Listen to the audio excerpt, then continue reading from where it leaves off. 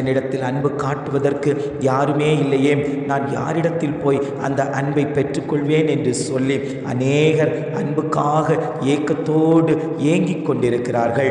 ஆண்டவர் சொல்லுகிறார், நான் உங்களுக்கு அன்பை கொடுக்கிற தெய்வம், நான் உங்களுக்கு அன்பை பகிர்ந்து கொடுப்பேன் என்று ஆண்டவர் சொல்லுகிறார். அன்பான தேவ பிள்ளைகளே, நாம் ஒவ்வொருவருக்கும் அன்பை கொடுக்கிறவர்களாய் நாம் மாற வேண்டும்.